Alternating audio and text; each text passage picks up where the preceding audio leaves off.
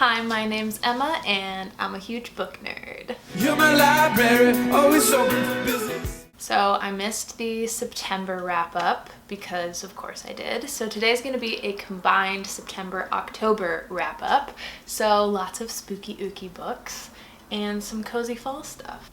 So the first book that I finished in September is The Fifth Season by N.K. Jemisin. And you know, I was very excited to read this, and it did not disappoint. It is an incredible book. It is outside of my normal genre. I'm not really much of a fantasy person generally, but it pleasantly surprised me. It's basically this post-apocalyptic world in which apocalypses happen every 1,000 years or so, and people are like used to them, and they're called seasons.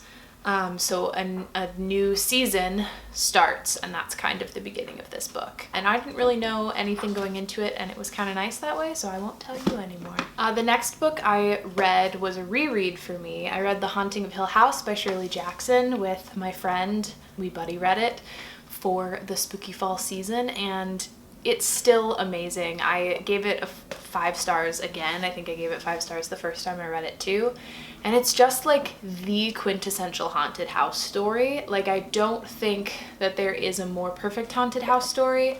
It just happens so slowly, and it's so creepy, and everything's just like slightly off, and I love it. If you want like the quintessential haunted house book, you gotta pick up that. Then I read Autumn by Ali Smith, and this book blew my mind. I mean, as you can kind of tell, it's been a pretty great 2 months reading-wise. Granted, I sort of got into a little bit of a slump around like Haunting of Hill House time, but just because I was like overwhelmed with other stuff happening, so I didn't read as much as I did in August, but the books have been great. So again, another 5 star. This was so much more than I was expecting it to be. It's the first in a quartet, which interestingly enough, before picking this up, I didn't realize that there are like 2 quartets going around that are named after the seasons. So there's this one, and then there's the series by Carl somebody. Can't pronounce his last name, but I think that's right. And I guess I didn't realize that there are 2 different series floating around. So if you were like me and didn't know that, there are 2 series floating around. So if you want to read this is the one by Ali Smith. I don't even know how to describe the plot of this to you because there's barely a plot. It's like this woman who is spending time with this old man who she grew up living next door to, and he's now like in a nursing home, and that's kind of it's kind of the whole plot. It's very meandering, but the whole thing is so poetic. There are entire chapters that are just poetry basically, and there were like so many times when I was reading this book where I would like stopped my roommates and I was like, can I just read you this chapter because it's so good. So yeah, if that interests you, that sort of pointless or like plotless meandering poetic writing style, then you should definitely pick this up because I was obsessed. Then I finished The New Jim Crow by Michelle Alexander. Again, another 5 star.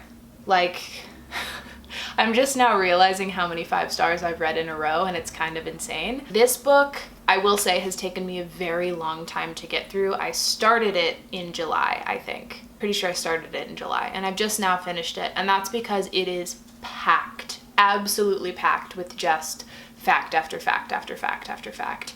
And it is so well written and researched and just like bulletproof. The lighting has probably changed a little bit, and that is because my camera ran out of battery and I had to let it charge, and then I went for a walk, and now I am back to finish filming this. We were talking about The New Jim Crow. The facts that she lays out in this and the argument that she lays out in this is so bulletproof that I don't know how someone could read this and not feel called to action, because it's just, I don't know how you could deny the new Jim Crow or the system of oppression that is our prison system after having read this. So I don't think I really explained what this is about. It talks about how mass incarceration is the new system of oppression, and it is completely racist, and it was designed that way. It's so detrimental to Black communities. There are so many things that I would love to hit you with from this book, because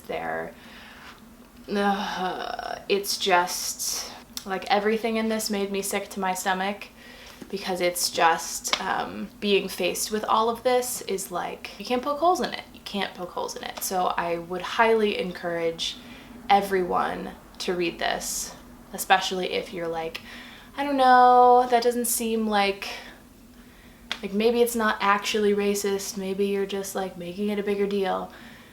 Please read this because it explains so clearly how the system was created and how racist it is. And I just think it's really important for everyone to read. I'll get off my soapbox, but read it. And surprise, surprise, we have yet another 5-star, and that is Dress Codes for Small Towns by Courtney Stevens. I have been dying to read this since Books and Lala first talked about it as one of her all-time favorite books. I think I found it at a used bookstore a while ago, and I bought it, and it's been sitting on my shelf, and I recommended it to my roommate before even having read it, and I had her read it, and she loved it, just obsessed with it. And so then I was like, I have to read this. And then my roommate told me that it revolves around a fall festival, and I said, okay, fine, I need to add this to my fall reading list. So I read it, and I spent the last 30 minutes of my time reading this book just weeping on the couch, just tears streaming. It was one of those things I created a pool of tears in my shirt, but it was great. It was so good. So this is basically about a teenager in this tiny, pretty conservative town.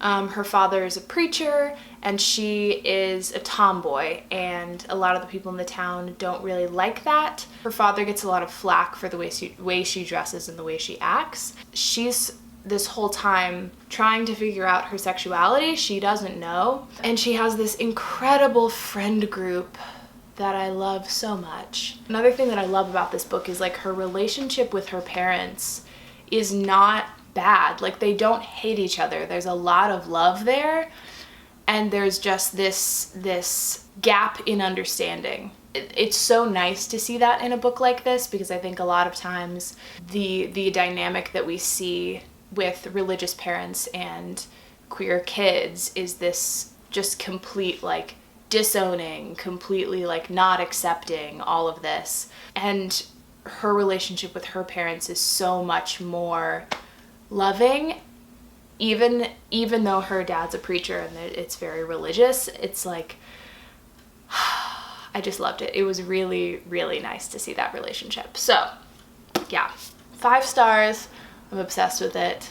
Highly recommend. And the last book that I finished in October, I actually just finished today on Halloween, which is perfect because it is The Turn of the Key by Ruth Ware. This is now the second Ruth Ware I've read. The first was The Lying Game, which I also love. I ended up giving Turn of the Key 4.5 stars because it was really, really good, but it wasn't 5-star books for me have to have that kick, you know? They have to be ugh. And this was just not quite that, but I still loved it. I really, really loved the ending. I will say no more about the ending because I don't want to spoil things in any way, shape, or form. But basically, this book is about a woman who gets a job as a nanny at this house way out in the middle of nowhere in Scotland. Basically, right off the bat, the parents have to leave for a conference thing, and she is responsible for taking care of the 3 kids immediately by herself. Over the course of this time when she's taken this week where she's taking care of the kids by herself, one of the kids dies. And that's sort of where the book starts, is her explaining what happened. And it's so good. I'm getting more excited about how it ended now that I'm talking about it, but yeah, just really great, very spooky, and I cannot wait to read more by Ruth Ware. I have her newest one, One by One, on my shelf. So I'm really excited to read that. But I also really want to read The Death of Mrs. Westaway. I think that she has just become a staple thriller author for me, and I'm excited. So anyways, those are all of the books that I read in September and October. So now it's on to November, and I'll let you know what I read. So thank you guys so much for watching. Please like and subscribe and comment down below what you read in September and October, because I would love to know. And I'll see you next time. Bye. Mwah. Now I was headed to the bus stop, Maddie, you were